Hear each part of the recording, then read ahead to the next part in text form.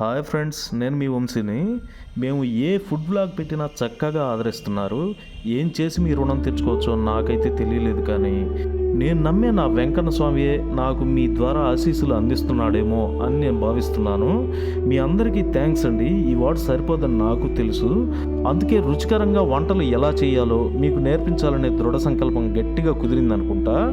ఎప్పట్లానే ఈరోజు కూడా సరికొత్త వీడియో మీకోసం తెచ్చాను.